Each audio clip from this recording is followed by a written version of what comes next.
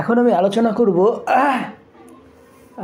Communism এবং ফ্যাসিবাদ, সমাজতন্ত্র ও ফ্যাসিবাদের যে মুখোমুখি অবস্থা হয়েছিল, এই দুইটা দর্শন কেন মুখোমুখি, দুটো দর্শনের মধ্যে যুদ্ধ কেন লেগে যায়, এটা নিয়ে আলোচনা করব। যে কমিউনিজম হলো গিয়া কবরস্থানের মতো, সোজা বাংলায় সহজ করে বুঝাচ্ছি। কমিউনিজম হলো কবরস্থানের মতো, এটা সমাজকে মানে কিন্তু ব্যক্তিকে মানে না। সমাজের খালি অস্তিত্ব আছে। আগেকার যে ম্যাট্রিমোনিয়াল সোসাইটিগুলো ছিল, যেখানে মামা স্বৈরতন্ত্র করতো, ম্যাট্রিমোনিয়াল সোসাইটি সম্বন্ধে অনেকেই জানা নাই। ওই ম্যাট্রিমোনিয়াল সোসাইটিগুলোতে বাঘ, সিংহ এগুলোর সাথে মানুষকে প্রতিনিয়ত যুদ্ধ করতে হইতো। এখানে ব্যক্তি স্বাধীনতার কোনো স্কোপ ছিল না। প্রতিটা মানুষ তার এই মামাতন্ত্র বলা হয় ম্যাট্রিমোনিয়াল সোসাইটিগুলোতে। মামা ছিল প্রধান এবং গোত্রপতিকে বলা হয়তো সুপ্রিম আঙ্কেল, সবচেয়ে বড় আঙ্কেল, এবং সেই মামার নির্দেশে তারা বাঘের বিরুদ্ধে ঝাঁপায় পড়তো। ম্যাট্রিমোনিয়াল সোসাইটি মেয়েদের খুব অত্যাচার হতো, কারণ ম্যাট্রিমোনিয়াল সোসাইটিতে মা প্রধান না, দাদিও প্রধান না, এখানে প্রধান হলো মামা। এই জিনিসটা আপনাদের বুঝতে হবে। তো এই আদিম যে ভয়ঙ্কর যে সমাজ, যে বাঘের ভয়ে মানুষ একত্রভাবে আচরণ করত এবং তারা সেখানে কোনো বাক স্বাধীনতা ছিল না। মামা যেটা বলবে সেটাই সব সুপ্রিম, কারণ প্রতিটা মানুষ সবাই মিলে একত্র হয়ে একটা গোটা গোষ্ঠীর একটা ব্যক্তির মতো আলোচনা করতো। একটা গোত্র, একটা গোষ্ঠী, একটা মানে গোটা গোষ্ঠীটি একটা ব্যক্তির মতো একটা ব্যক্তিতে পরিণত হতো। সেইটা হলো গিয়ে সবাই একসাথে, ধরেন 50 জন একসাথে একটা বাঘের সাথে ঝাঁপায় পড়তো। মানে 50 জন পুরুষ, শক্ত সমর্থ পুরুষ, যার যা হাতে আর আছে ওইটা নিয়ে ঝাঁপায় পড়তো। এইটাকে বলতো মাতৃতন্ত্র। আসলে এটা মামাতন্ত্র। এটা প্রচণ্ডভাবেই পুরুষবাদী। এখানে ব্যক্তি স্বাধীনতা বলে কিছু নাই। এখানে হলো গিয়া আতঙ্ক বিরাজ করে। তো সেই আতঙ্কের যে রাজত্ব, সেইটাকে আমরা আবার পরবর্তীতে আমরা মার্ক্সের মাধ্যমে কমিউনিজমকে আমরা পেয়েছি। সেইটা কিন্তু মানে এই কমিউনিজমের যে রূপটা, এইটা কিন্তু কিছুটা আমরা ইরানি মাজদাকের মধ্যে আমরা দেখতে পাই। মাজদাকের যে মতবাদ, আবার বৌদ্ধর মতবাদের মধ্যে আমরা দেখতে পাই, এবং আর্লি ক্রিশ্চিয়ানিটি কিন্তু কমিউনিজমের মতো ছিল। সেখানে মানুষকে দমন করে রাখা হইতো। কবরস্থানের শান্তি যেটা বলে, এইটাকে বলা হয় নাম কি বলে, কমিউনিজম। তো এই কবরস্থানের শান্তি কিন্তু আরেকটা জিনিস আছে, সেটা হলো গিয়া ফ্যাসিবাদ, হলো গিয়া যে সুপার ভিলেন তত্ত্ব। এই জিনিসটা বুঝতে হবে যে যেখানে সুপারম্যান তো আমরা তৈরি করব না, এখানে মানে সুপারম্যান মানে যেটা নাৎসিবাদী দর্শন, এটা কিন্তু ফ্যাসিস্ট দর্শনের চূড়ান্ত রূপ। এটা বুঝতে হবে। এই যে ফ্যাসিস্টদেরকে বুঝতে গেলে আপনাদের সুপার ভিলেন তত্ত্বটাকে বুঝতে হবে। তো সুপার ভিলেন তত্ত্বটা আসছে মানে নিটশের মধ্যে রোমান্টিকদের যে যুক্তিহীনতা, এইগুলো ছিল। তো এই ওয়েস্টার্ন রোমান্টিক্সদের সাথে এদের মিল আছে, এই নাৎসিবাদীদের মিল আছে। ওয়েস্টার্ন রোমান্টিকরা তারা কী করতো, যেমন বাইরনিক হিরোর সাথে, বাইরনিক হিরো না ভিলেন এটাই বোঝা যায় না। তো এই ধরনের যে ভিলেন, যেমন বাইরনিক হিরোর একটা কথা ছিল যে বলা হয়তো যে সেই ভিলেন জানে আমি খারাপ, কাজে সবাই খারাপ। কিন্তু এই বাইরন কিন্তু ইসলামের বিরুদ্ধে বা তার্কিসদের সাথে লড়াই করতে যে প্রাণ হারাইছিল, তিনি গেছিলেন গ্রিসে, অটোমান তুর্কির বিরুদ্ধে লড়াই করছিলেন বাইরন। তাহলে জিনিসটা বুঝতে হবে যে এই ফ্যাসিস্টদের সাথে ইসলাম বিদ্বেষ কিছুটা জড়িত আছে। যে আবার নাৎসিরা কিন্তু যখন করলো, তখন কিন্তু তারা এই হিন্দুইজমের প্রতীকটা নিল, ইসলামের প্রতীক কিন্তু তারা নেয়নি। এই জিনিসটা বুঝতে হবে যে তিনি কিন্তু ব্রাহ্মণদের খুব পছন্দ করতেন, এই নিটশে। তাইলে এই দুটো দর্শন, মার্ক্স এবং নিটশের দর্শন পাশাপাশি আলোচনা কিন্তু বাংলাদেশের কখনোই হয়নি। সেটা আমি করতেছি যে এই মানে যেমন নিটশের একটা বিখ্যাত রচনা আছে বিয়ন্ড গুড অ্যান্ড ইভিল, যে ভালো মন্দের সীমানা ছাড়িয়ে। তাহলে এই যে যদিও তিনি সুপারম্যান তত্ত্ব দাঁড় করাতে চাইছেন, কিন্তু এরা যেহেতু কোনো রকম নৈতিক বাধাবন্ধনে আবদ্ধ নাই সুপারম্যানরা, এদেরকে আমরা বলতে পারি সুপার ভিলেন বা সুপার খলনায়ক বা সুপার খারাপ মানুষ। এর রূপই কিন্তু জগৎ দেখেছে। সেটার নাম হলো গিয়া নাম কি বলে, হিটলার। তো সেই হিটলারের সাথে যখন স্ট্যালিনের যুদ্ধ লেগে গেল, অপারেশন বারবারোসা, সেইটাকে আমরা বলতে পারি যে নাৎসিবাদ আর ফ্যাসিবাদ মুখোমুখি। তো নাৎসিবাদ আর ফ্যাসিবাদ প্রথম দিকে কিন্তু মুখোমুখি হয়নি, এটা বুঝতে হবে। প্রথমে কিন্তু নাৎসিবাদ আর ফ্যাসিবাদ একটা চুক্তিতে উপনীত হয়েছিল, যেটা এই ইংল্যান্ড এবং ফ্রান্সকে রুখতে হিটলার ইসের সাথে চুক্তি করেছিলেন, কার সাথে? এই কমিউনিস্ট রাশিয়ার সাথে, যাতে পোল্যান্ডের অর্ধেক কে নিবে, পোল্যান্ডের অর্ধেক নিবে হলো গিয়া হিটলার, আর পোল্যান্ডের বাকি অর্ধেক নিবে রাশিয়া।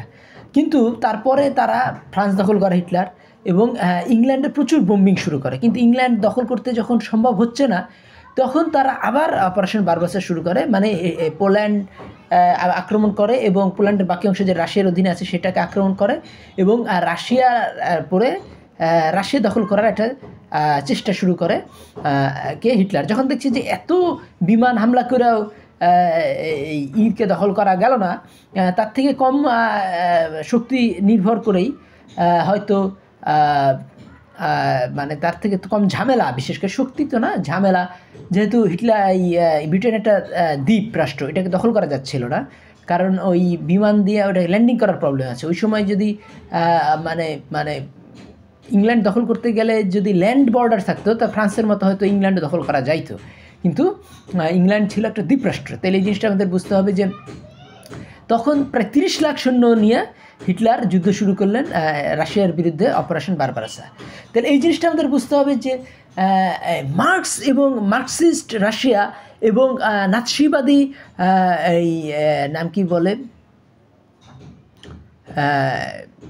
নাৎসিবাদী যে জার্মানি, এদের মধ্যে আসলে মতবাদের একটা বিরাট আছে, যে মার্কসিস্টরা চায় হলো সমাজকে তারা স্বীকার করে, ব্যক্তিকে তারা স্বীকার করে না।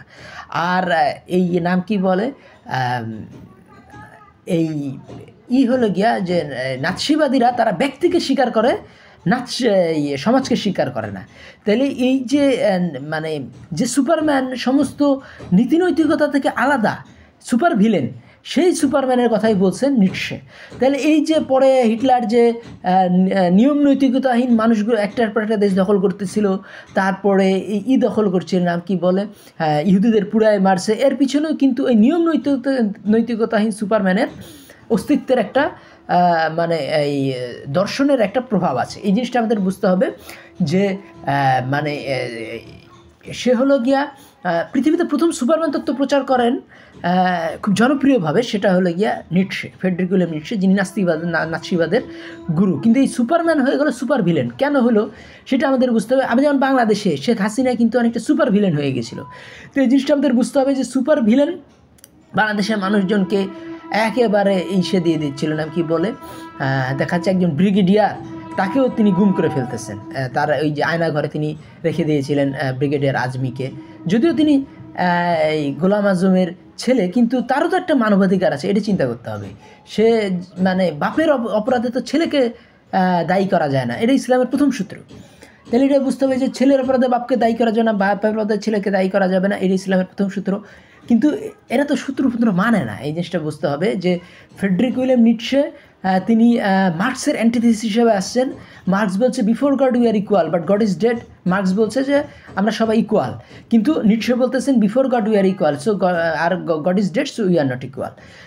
গডের সামনে আমরা সবাই সমান, কিন্তু গড মারা গেছে, কাজে আমরা সবাই সমান না, আমরা এখন অসমান। তা নিটশেকে বলা যায় অসাম্যবাদ। তাহলে নাৎসিবাদ এবং ফ্যাসিবাদ এই দুইটাকে পরস্পর তুলনা করলে আমরা একটা বুঝতে পারবো যে একদিকে আছে কবরস্থান, যেটা কবরস্থানের শান্তি, যেখানে কোনো আবিষ্কার নাই, জ্ঞান গবেষণা নাই, সেটাকে আমরা বলতে পারি কমিউনিজম।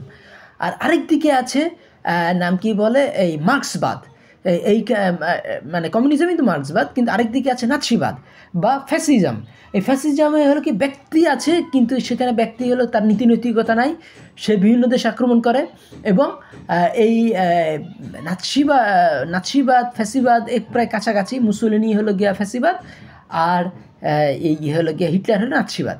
তো এই দুইটা আবার ফ্রেন্ডশিপ আছে, কিন্তু ফ্যাসিবাদের আদি উৎপত্তি হলো সিজার থেকে। সিজারও কিন্তু নীতিনৈতিকতাহীন একজন বীরপুরুষ, যে কি করে না করে কোনো ঠিক নেই। আমাদের এখানে যে আছে মুজিব, ওরকম কিন্তু যে তার নীতিনৈতিকতার আমরা পরিচয় পাইনি। একদলীয় বাকশাল তিনি কায়েম করেছিলেন, তারপরে রক্ষী বাহিনী ধাবড়ায় দিতেন, এবং তারপরে সিরাজ সিকদারকে গুম হত্যা করার পরে আবার তিনি কী করেছিলেন, এই সেদের বলছে সিরাজ সিকদার আজ কোথায়। তাহলে এইটা কিন্তু মানে এই তার তিনি যে পৈশাচিক হয়ে উঠছেন শেখ মুজিব, এটা তার প্রমাণ। এবং শেখ হাসিনা কিন্তু এই কথাটা আর বলেননি, যেহেতু এই কথাটা ভাইব্রেট হচ্ছিল সব জায়গায়, গোটা বাংলাদেশে স্পন্দিত হচ্ছিল, সবাই থুথু করতেছিল যে সিরাজের কথায়, এই কথাটা কিন্তু শেখ হাসিনা বলেননি। কিন্তু শেখ হাসিনাও প্রায় 14 বছর ধরে তিনি যে একটা স্বৈরাচারী শাসন ব্যবস্থা কায়েম করেছিলেন, সেই স্বৈরাচারী শাসন ব্যবস্থার সাথে দেখা যায় যে সেখানে গুম হইতো, খুন হইতো, তারপরে মানুষকে লাশ করা হতো, গুম করা হইতো, মানুষকে জিন্দা নাকি করে দেওয়া হইতো, একটা আয়না ঘরে রাখা হতো। তাহলে এই জিনিসগুলো আমাদের বুঝতে হবে যে একদিকে কবরস্থান আর একদিকে তো এই সিজারের চরিত্রের সাথে হাসিনার চরিত্রের সাথে মুজিবের চরিত্রের মিল আছে। তারা কিন্তু মানে প্রচণ্ডভাবেই দেশের জন্য কিছু করলেও তারা কিন্তু ব্যক্তি মর্যাদা, সিনেটের মর্যাদা এগুলো তারা বুঝে না। তারা এককভাবে এই করতে চায় এবং তাদের কাছে মানে ওই নীতি নৈতিকতার কোনো দাম নাই। তো এই জিনিসটাই আমরা যখন বুঝতে পারবো তখন আমরা ম্যাকিভেলিকে বুঝতে পারবো, যেটা মানে ফ্যাসিজমের একটা দর্শন বলা হয়। তারপরে নিটশের দর্শনকে বুঝতে পারো, যেটা ফ্যাসিবাদ এবং নাৎসিবাদের দর্শনের অন্যতম উৎপত্তির কেন্দ্র বলা হয়।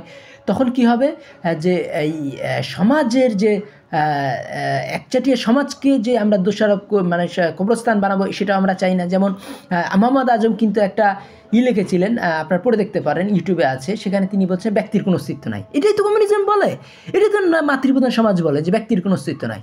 কিন্তু আমরা জানি যে ব্যক্তির অস্তিত্ব আছে। ব্যক্তির যদি অস্তিত্ব যদি আমরা অস্বীকার করি তখন সেটা কবরস্থানে পরিণত হয়। তো এই কবরস্থানের শান্তিও আমরা চাই না, আমরা চাই না, নাম কি বলে, কবরস্থানের শান্তিও আমরা চাই না। আবার হিটলারের যে দমন পীড়ন, গুম খুন, আয়নাঘর, এগুলো আমরা চাই না। মানুষকে পোড়ায় মারা, এটাও আমরা চাই না। কাজেই হিটলারের নাৎসিবাদ, ফ্যাসিবাদ এগুলো চাই না, মুসলিনীর ফ্যাসিবাদ এগুলো আমরা চাই না, সিজারের ফ্যাসিবাদ এগুলো আমরা চাই না। আবার এই কমিউনিজমের কবরস্থান বা আর্লি ক্রিশ্চিয়ানিটি, যেখানে সভ্যতাকে ধ্বংস করা হয়, যেখানে ব্যক্তিকে স্বীকার করা হয় না, সেগুলো আমরা চাই না। আমার কথাগুলো ভালো লাগলে আমার চ্যানেলটি সাবস্ক্রাইব করুন, লাইক বাটন ক্লিক করুন। ধন্যবাদ।